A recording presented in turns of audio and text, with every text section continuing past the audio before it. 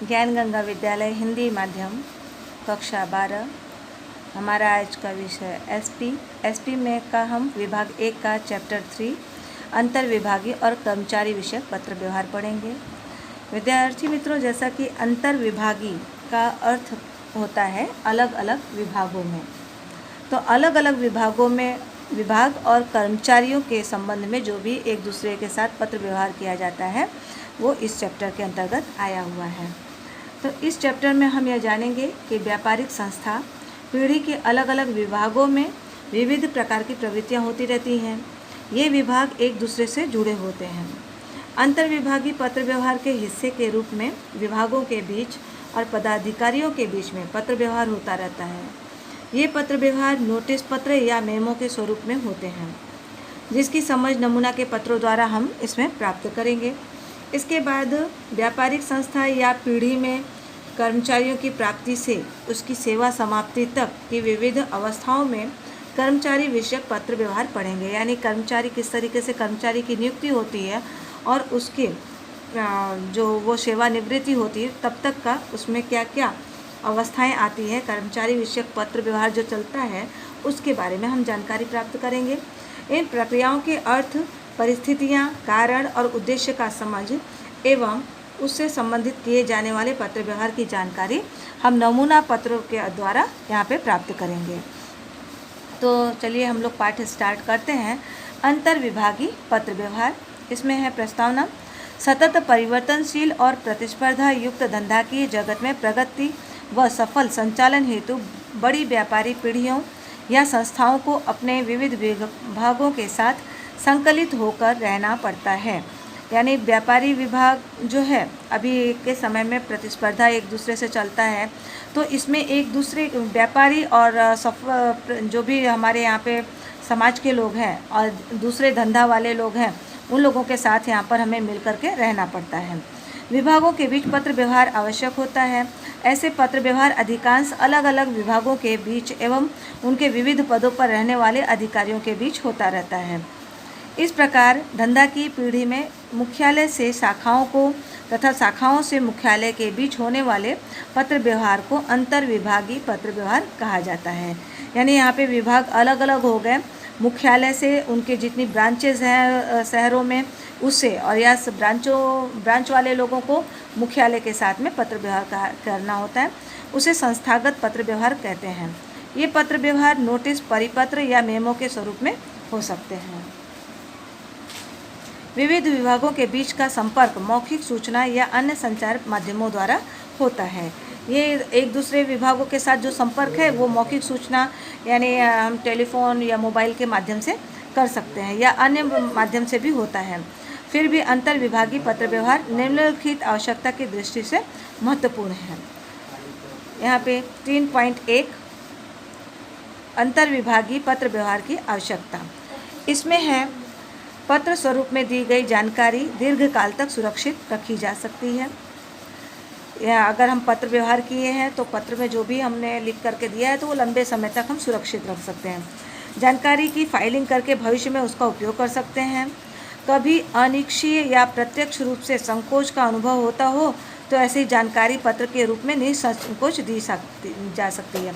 अगर हम सामने वाले को कोई भी बात कहने में, सामने जा कर के कहने में हमें संकोच हो रहा है तो उसको हम पत्र के द्वारा निसंकोच भेज सकते हैं। विभाग या मुख्यालय के बीच हुए विचार या जानकारी के लेन देन को दस्तावेजी सबूत के रूप में उपयोग कर सकते हैं। यानी कि वो एक हमारे सबूत के तौर पर वो जो पत्र व्यवहार है उसको हम रख सकते हैं और बाद में हमें आगे काम आ सकता है। संबंधित व्यक्ति को लिखित में सौंपे गए कार्य के कारण वे अपने कर्तव्य के प्रति सचेत रहते हैं। यह कम खर्चीला एवं अधिक प्रभावशाली संचार माध्यम है। इसमें खर्चा कम लगता है और इसका प्रभाव लंबे समय तक और दूसरों के ऊपर ज़्यादा पड़ता है। नोटिस का अर्थ, व्यापारी पीढ़ी या संस्था में कानून या वैधानिक अथवा कार्यालय के ढांचेगत बातों व उनमें होने वाले परिवर्तन तथा उनके अमलीकरण से संबंधित कार्यालय के कर्मचारियों को जानकारी देने हेतु लिखा गया पत्र अर्थात नोटिस। अगर किसी कर्मचारी को कार्यालय के जो नियम कानून है उसके अंतर्गत बात जो है उसमें अगर कोई परिवर्तन हो रहा है पहले तो उसमें उनके नियम कानून के लिए जो होता है उसमें पत्र, उसका पत्र, या उसमें अगर वो परिवर्तन कर रहे हैं उसका पत्र, और उसको लोगों को अमल में लाने के लिए जो भी कार्यालय के कर्मचारियों को जानकारी दिया जाता है उसके लिए जो पत्र लिखा जाता है वो नोटिस पत्र के रूप में दिया जाता है। नोटिस के उद्देश्य: जब नीति विषयक बातों का संपूर्ण पालन न होता हो तब कर्मचारियों का ध्यान आकर्षण करने के लिए नीति विषयक नोटिस लिखा जाता है। परिस्थिति अनुसार किए गए परिवर्तनों का कर्मचारी को बताने, अगर किसी परिस्थिति या किसी कारणवश उनके बनाए हुए नियमों में कुछ परिवर्तन किए गए तो उसके लिए हमें नोटिस लिखना पड़ता है। कई बार कर्मचारियों को निश्चित क्रम में या निश्चित कार्य पद्धति अनुसार कार्य करने का आदेश देने के लिए किया जाता है।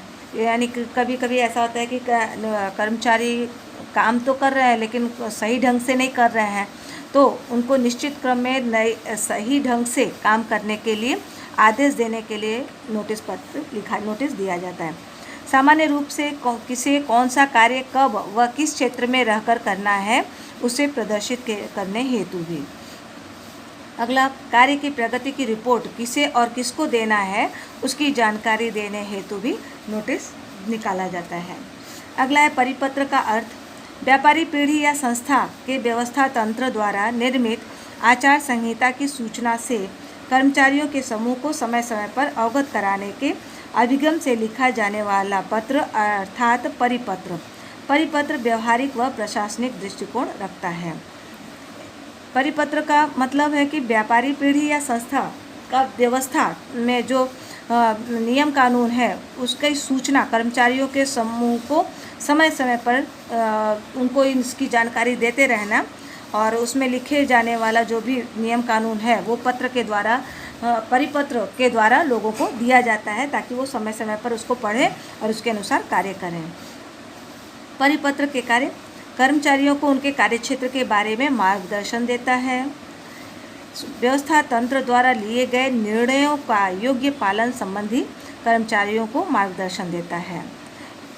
कर्मचारियों से क्या अपेक्षा है उसे विषय में स्पष्टीकरण करता है, और कर्मचारियों में समानता रखने का कार्य करता है।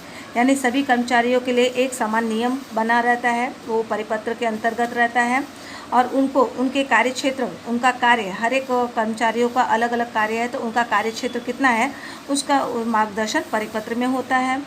और उनके व्यवस्था तंत्र के द्वारा जो भी निर्णय लिया रहता है और उस नियमों का, उनके द्वारा जो निर्णय लिया गया उसका पालन कराने के लिए कर्मचारियों को मार्गदर्शन देता है। कर्मचारी से क्या अपेक्षा रखता है उसका भी इस विषय में स्पष्टीकरण परिपत्र के द्वारा कर दिया जाता है। अगला है परिपत्र के लक्षण। परिपत्र किसी एक कर्मचारी के लिए नहीं परंतु कर्मचारी गण को संबोधित करके लिखा जाता है। पत्र में प्रदर्शित विवरण समूह के सभी सदस्यों को एक समान लागू होता है। यानी परिपत्र किसी एक के लिए नहीं, वो अभी जैसे परिपत्र का कार्य में हमने पढ़ा कि कर्मचारियों में समानता रखने का कार्य करता है, इसीलिए परिपत्र किसी एक कर्मचारी के लिए नहीं बल्कि कर्मचारियों का जो समूह होता है सभी को संबोधित करके लिखा होता है, और ये सभी सदस्यों पर एक समान लागू होता है। परिपत्र का स्वरूप सामान्य रूप से अन्य पत्र जैसा ही होता है, फिर भी कई बार उसमें संबोधन या शुभेच्छा समापन नहीं दर्शाया जाता है। ये एक पत्र की तरह ही होता है, लेकिन उसमें जैसे हम किसी को अगर पत्र लिख रहे हैं तो उसमें शुभेच्छा और समापन होता है, तो ये परिपत्र में इस तरीके का नहीं होता है, उसमें सीधा सीधा मुद्दे की बात लिखी होती है। परिपत्र में तारीख व समय का विशेष महत्व होता है। परिपत्र में निश्चित वर्ग के कर्मचारियों को नीति विषयक निर्णयों के अमल की ओर ध्यान आकर्षण हेतु लिखा जाता है। इस प्रकार कर्मचारी संचालन संबंधी नोटिस और परिपत्र दोनों नियत संदर्भ में सूचना संचार द्वारा कर्मचारियों को उनके दायित्व के प्रति सचेत करता है, फिर भी उनके बीच निम्नानुसार अंतर बताया जा सकता है।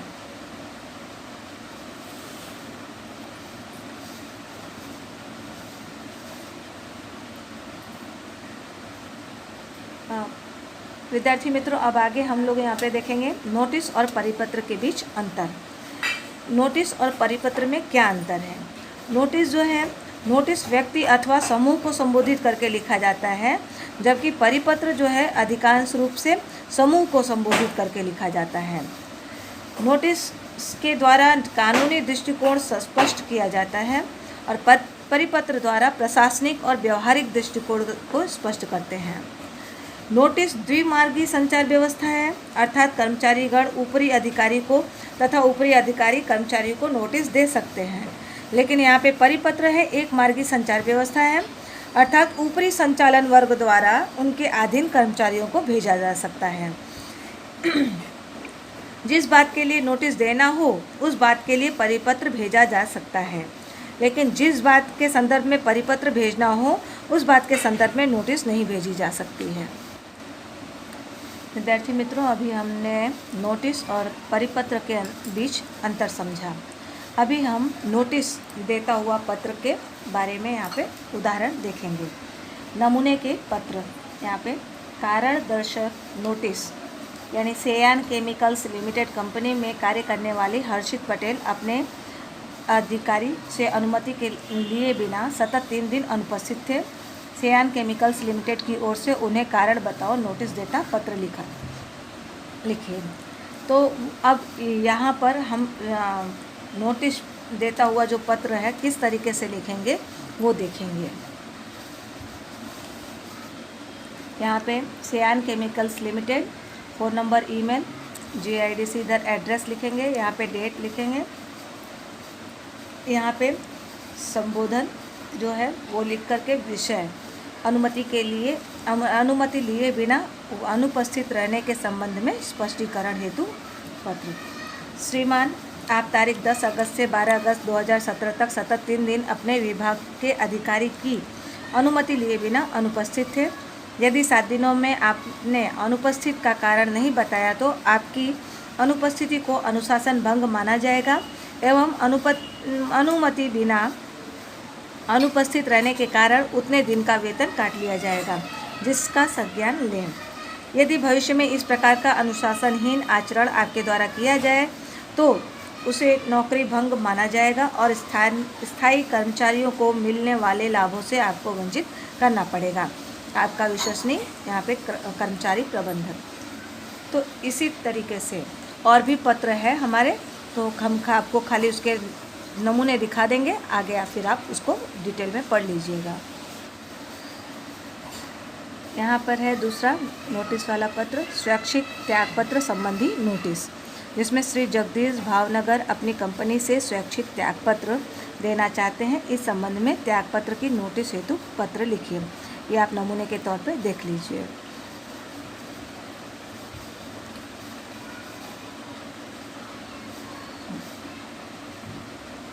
इसी प्रकार हम नोटिस देता हुआ जो भी आगे का पत्र होगा लिखेंगे। अब हमारा अगला है जो पत्र वो परिपत्र के ऊपर है। राष्ट्रीय त्योहारों के जश्न के संबंध में परिपत्र। इसमें है active cooperative bank limited, phone number यहाँ पे हेड ऑफिस का, यहाँ पे एड्रेस, डेट, सभी शाखाओं के कर्मचारियों के लिए। विषय राष्ट्रीय त्यौहार के जश्न के संदर्भ में परिपत्र।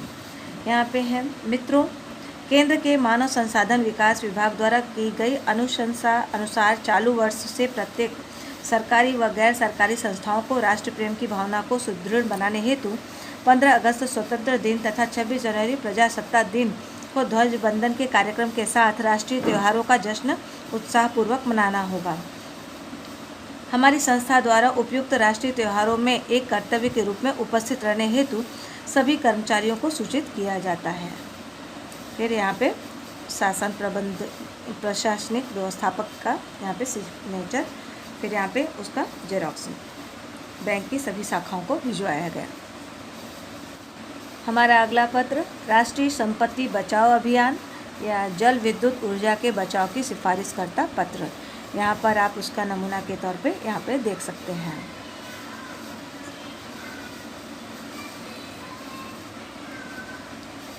अब हमारा अगला पॉइंट है मेमो का अर्थ। सामान्य रूप से मेमो शब्द के लिए गैर समझ उत्पन्न हो गई है, जैसे कि कार्यालय में समय पर नहीं पहुँचे तो सर जी मेमो दे देंगे। यदि आप कार्य में गलती करोगे तो सेठ जी मेमो दे देंगे। संक्षिप्त में कर्मचारी से यदि कोई भूल हो जाए तो उसे लिखित में पत्र द्वारा जो बताया जाता है उसे लोग मेमो के रूप में पहचानते हैं, परंतु यह दृष्टिकोण एकदम गलत है।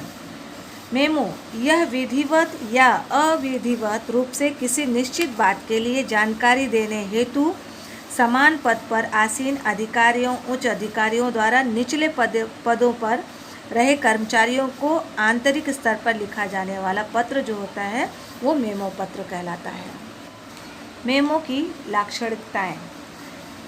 पहला पॉइंट, मेमो यह विधिवत या अविधिवत रूप से लिखा जाने वाला पत्र है। मेमो ऊपरी अधिकारी द्वारा उसके अधीन रहे कर्मचारियों को भेजा जाता है। कभी कभी कर्मचारीगण भी अपने अधिकारी या समस्या के हल हेतु ऊपरी अधिकारी को मेमो भेजते हैं। समकक्ष पदों पर रहे कर्मचारी भी एक दूसरे को मेमो देते हैं।